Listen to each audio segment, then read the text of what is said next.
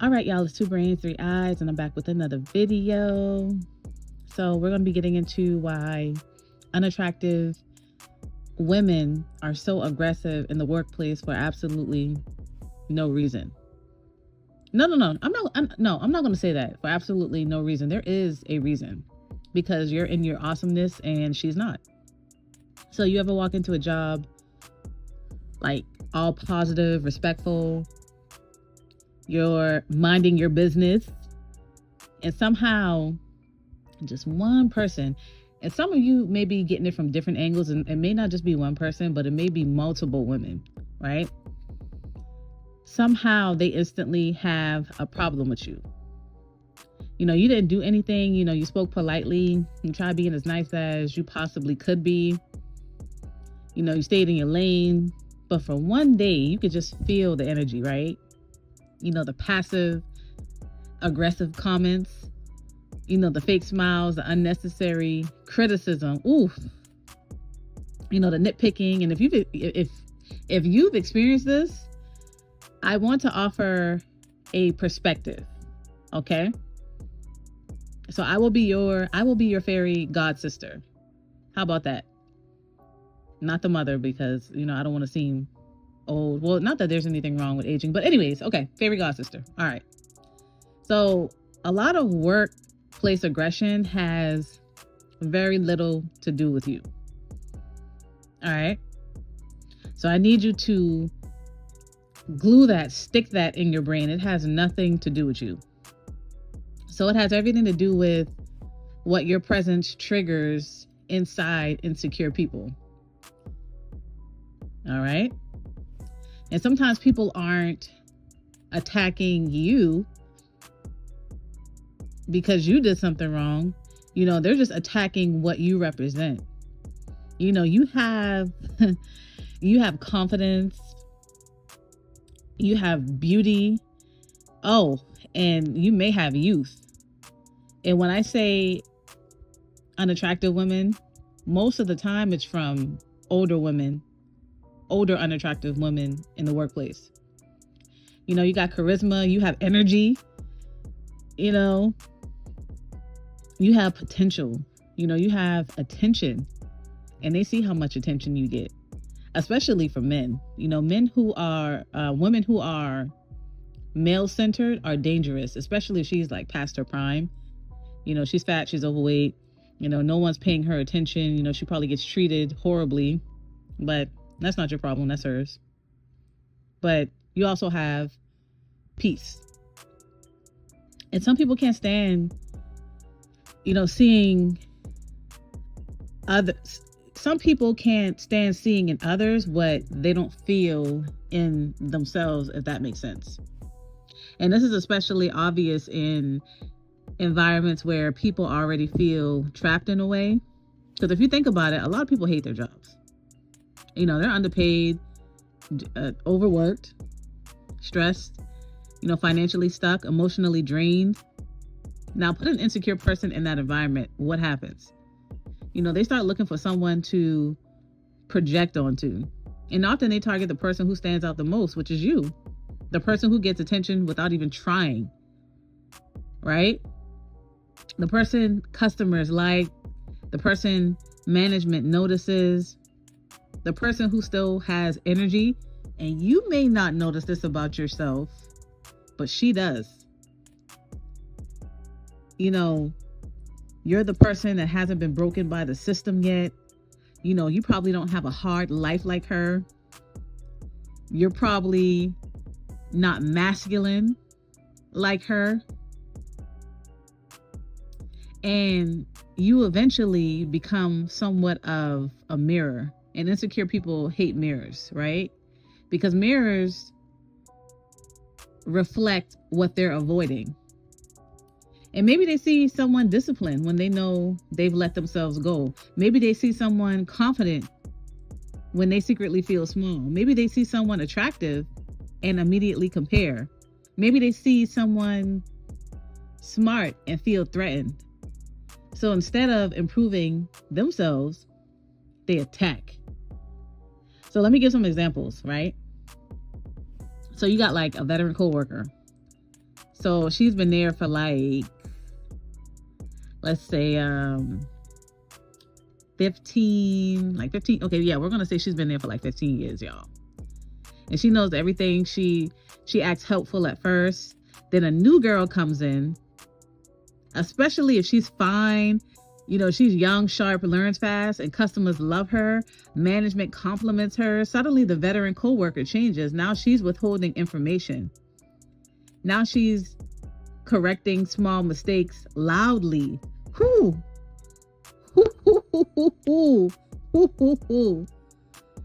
She's talking behind her back. She'll say things like she thinks she's all that, or she be doing too much, or just little things like that. But what's really happening is she feels that the new girl is a threat. She feels that she's replaceable, right? So we got another example. So we got a woman who polices everything, right? So she wants to know, what you've been doing on your break time, your bathroom trips, what you wore, who talked to you, who complimented you. She notices all of that, and everything bothers her. Why? Because controlling others gives insecure people temporary power in a way. And if they can't feel good internally, they try controlling externally. I'll give you another example. So you got a woman who competes with other women over male attention.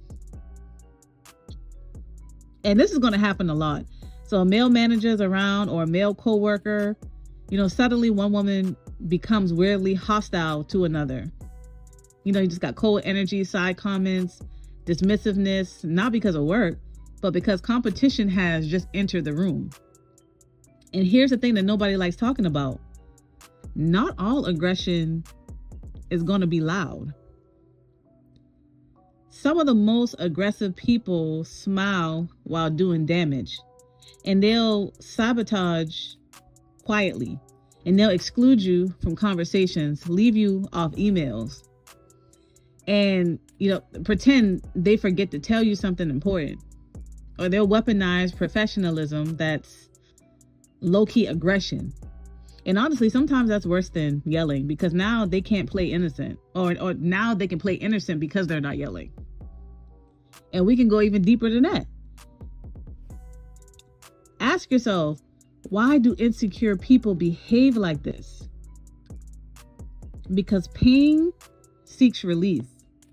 And if someone feels inadequate every day, that pressure has to go somewhere. And healthy people channel pain into growth. Unhealthy people channel pain into projection. They think, if I can make her feel small, maybe I'll feel bigger. But it never works. Because insecurity isn't cured by tearing others down. It's cured by healing. Now, I know somebody's thinking, so what? Confident people never act aggressive? Yeah, of course they can. But there's a difference. Confidence doesn't need to constantly compete. Confidence doesn't obsess over everyone else. Confidence doesn't feel threatened by another woman's